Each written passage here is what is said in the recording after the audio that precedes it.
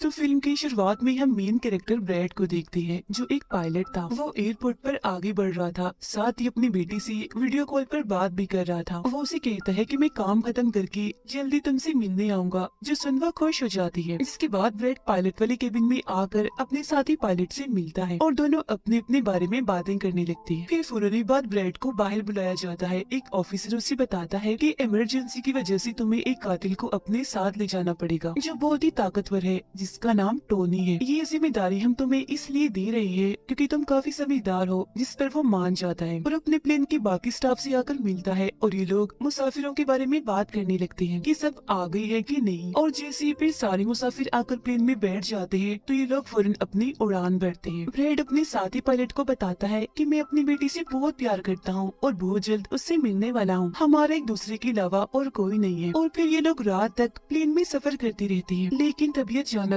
मौसम बिगड़ने लगता है, जिस वजह से ब्रैड परेशान नजर आता है क्योंकि उसे कुछ ठीक नहीं लग रहा था। वो सभी मुसाफिरों को सीट बेल्ट बांधने के लिए कहता है। रेडियो के जरिए वो अपने सेंटर से बात करने की कोशिश भी करता है, पर उसकी बात नहीं हो पाती क्योंकि आहिस्ता आहिस्ता यहाँ के सारे रेडियोस काम करना बंद कर देते हैं। अब तभी अचानक बिजली का तेज झटका प्लेन से आकर लगता है, जिस वजह से प्लेन हिलने लगता है। ब्रैड को फिक्र होने लगी थी, इसीलिए जब वो सारे मुसाफिरों को देखने जाता है तो उसे सुकून की सांस आती है क्योंकि सब मुसाफिर ठीक थे। पर यहाँ अब धीरे धीरे करके लाइट बंद होती जा रही थी। जिस बीच एक बार फिर प्लेन को झटका लगता है, जिससे ब्रैड गिर जाता है और उसके माथे पर चोट लग जाती है। इस सारी सूरत हाल की वजह से सारे ही मुसाफिरों की हालत खराब होने लगी थी। ब्रैड वापस केबिन में आकर अपने साथी के साथ मिलकर प्लेन को संभालने में लग जाता है। काफी मुश्किल टाइम था उनके लिए क्योंकि एक तो रेडियो काम नहीं कर रहे थे, ऊपर से स्क्रीन पर भी उन्हें आगे का कुछ भी दिखाई नहीं दे रहा था। तब ब्रैड कहता है कि हमें प्लेन को नीचे लाना होगा क्योंकि अगर एक और झटका लगा तो प्लेन तबाह हो जाएगा। तो फौरन ये लोग प्लेन नीचे लेने लगते हैं। सारे मुसाफिर डरे हुए थे। एक औरत फिर अपनी सीट बेल्ट खोल देती है। उसे देखकर टोनी का ऑफिसर भी ऐसा ही करता है। प्लेन क्योंकि नीचे की तरफ जा रहा था तो ऊपर वाली साइड से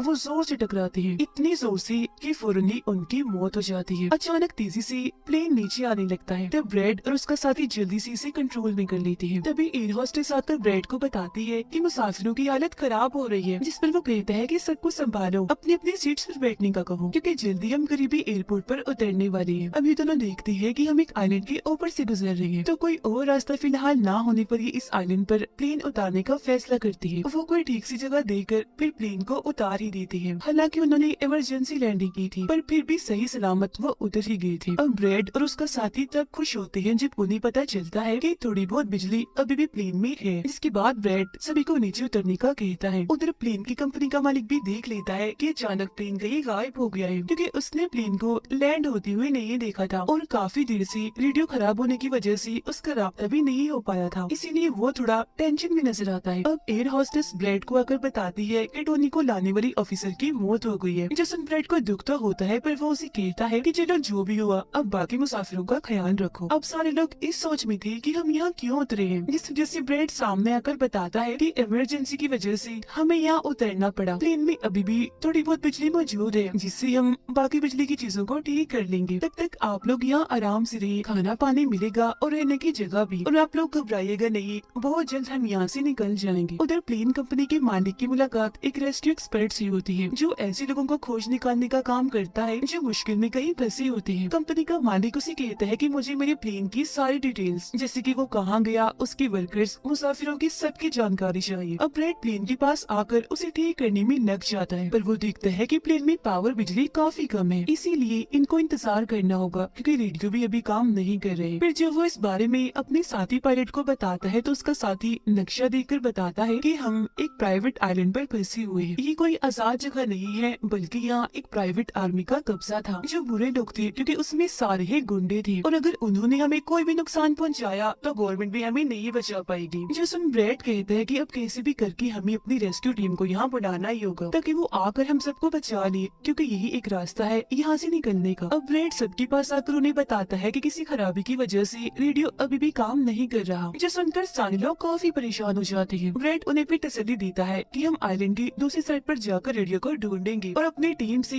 रेस्क्यू टीम को यहाँ भेजने के लिए कहेंगे, जो आकर आप सबको बचा लेगी और मेरे साथ टोनी जाएगा। ये कहकर वो टोनी की हथकड़ी खोल देता है और ये लोग आगे बढ़ जाते हैं।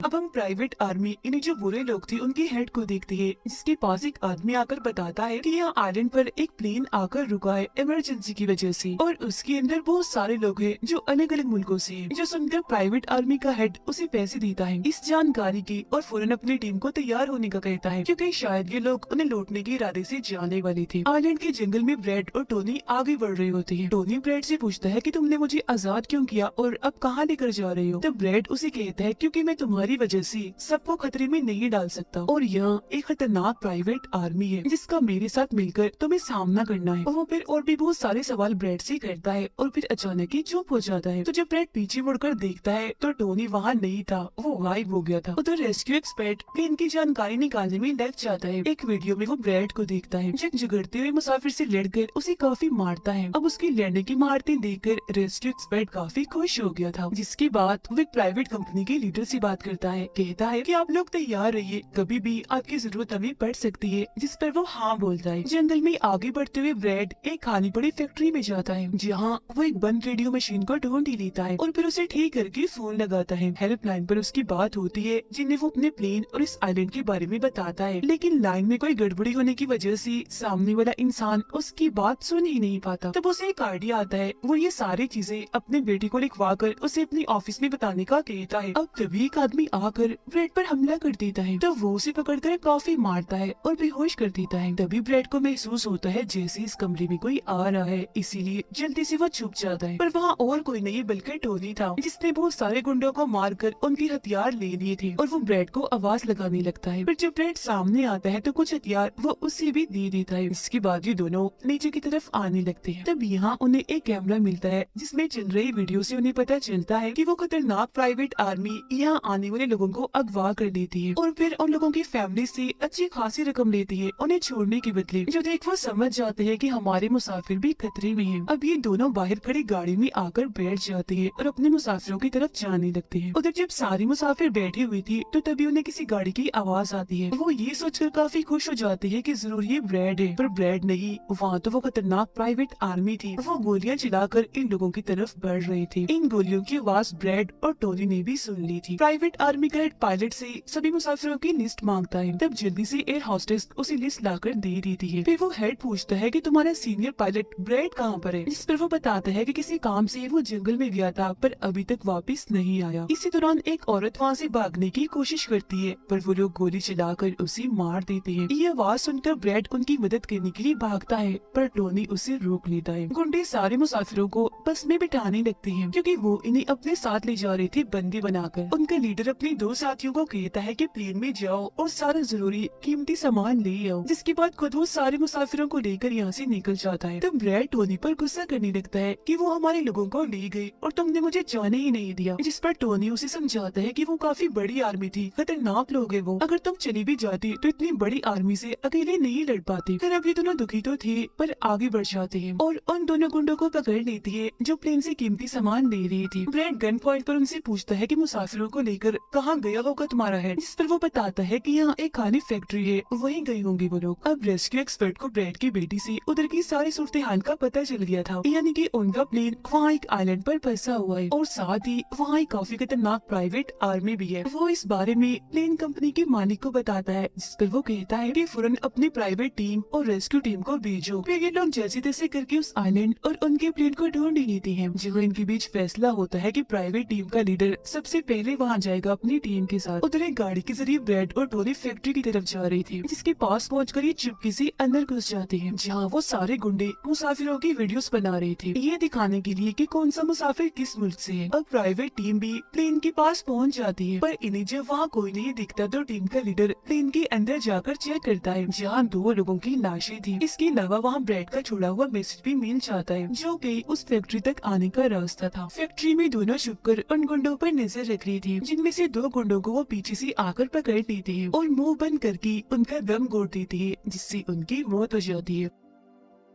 फिर ये खुफिया दरवाजे से आगे बढ़ती है और एक कमरे के बाहर जा पहुंचती है। उस कमरे के अंदर ही सारे मुसाफिरों को कैद किया हुआ था। वहाँ बहुत सारे गार्ड्स खड़े हुए थे, जिन्हें देखकर टोनी को काफी गुस्सा आ जाता है। इसीलिए वो वहाँ पड़ा हथौड़ा उठाकर एक एक करके सभी को मारता जाता है। फिर ब्रैड एक गुंडी से चाबी लेकर उन मुसाफिरों को कमरे से आजाद कर देता है। वो फिर सबको कहता है कि जल्द से जल्द प्लेन के पास पहुंचो, क्योंकि रेडियो के जरिए मैंने मदद मंगवाई है, रेस्क्यू टीम आती ही होगी। इसके बाद वो सब लोगों को बस में बिठाता है। तभी टोनी उसके पास आकर बताता है कि वहाँ बाहर बहुत सारे गुंडे खड़े हुए हैं, तो हम यहाँ से नहीं निकल सकते। वो जब फिर मुसाफिरों को परेशान देखता है तो कहता है कि मैं मुसाफिरों का ध्यान भटकाऊंगा, जबकि टोनी तुम सभी मुसाफिरों को यहाँ से ले जाना। जो कहकर ब्रेड वहाँ से निकलकर गुंडों के पास आता है। उनके हेड से बात करता है कि मेरी टीम यहाँ आ रही है, इसीलिए तुम मेरे मुसाफिरों को छोड़ दो। अब तभी गुंडे आकर उसे मारने लगते हैं और उनका हेड कहता है कि ऐसे कैसे छोड़ दूं? पैसों के बगैर मैं किसी को नहीं छोड़ता। जिसके बाद अब वो गोली से जैसे ब्रेड को मारने वाला होता है कि तभी प्राइवेट टीम यहाँ आकर उन पर हमला कर देती है। वो काफी गोलीबारी करती है, जिसमें बहुत सारे गुंडे मारे जाते हैं। जिसके बाद वो ब्रेड को लेकर यहाँ से जाने लगते हैं। बस में बैठकर निकल जाते हैं। गुंडों का लीडर देखता है कि बाकी गुंडों के साथ साथ मेरा भाई भी मारा गया है, तो उसे काफी गुस्सा आता है। इसीलिए वो अपनी टीम को कहता है कि जल्दी करो, तैयारी पकड़ो और हाँ, किसी को भी मत छोड़ना, एक एक को चुन चुन कर मार देना। गाड़ी में ब्रेड उस प्राइवेट टीम से बात करने लगता है। तब उनका हेड उसे बताता है कि हम छोटी सी प्राइवेट टीम है, जो बस तुम्हें यहाँ बचाने के मिशन में आई है, क्योंकि हम कोई रेस्क्यू टीम नहीं है। उन्हें आने में तो अभी और भी वक्त है। जो सुन ब्रेड घबरा तो जाता है, पर कहता है कि कोई बात नहीं, मेरे पास एक आइडिया है। इसके बाद ये लोग भी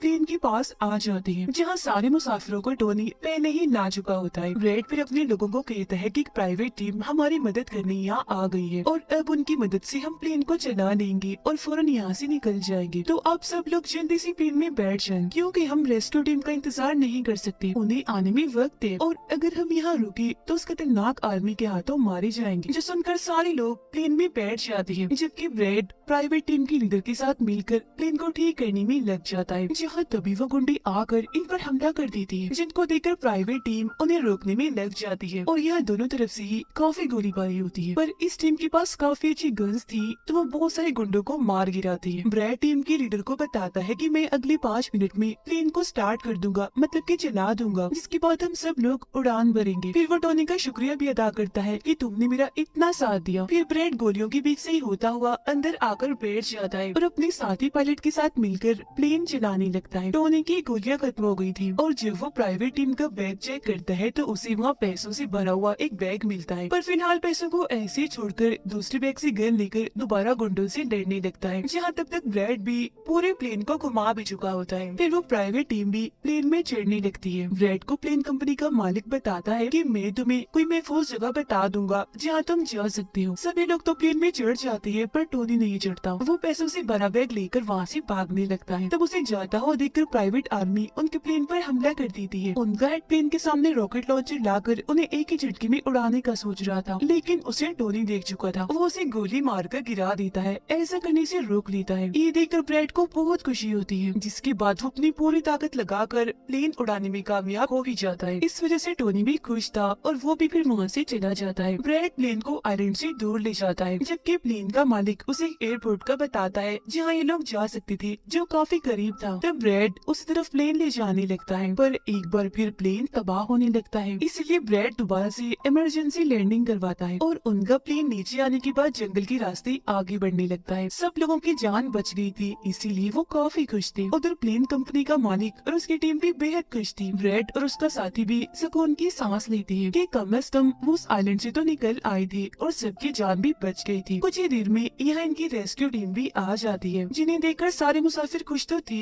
साथ ही ब्रेड की बहादुरी पर तालियां बजा रहे थे। ब्रेड फिर सारे मुसाफिरों को रेस्क्यू टीम के साथ भेज देता है, जिसके बाद वो अपनी बेटी से बात करता है। वो इस बात से काफी खुश थी कि थैंक गॉड मेरे डैड जिंदा हैं। दोनों भाई बेटी बात करके बहुत खुश थे और इसी के साथ ब्रेड की बहादुरी की ये कहानी इधर ही खत्म हो जाती है।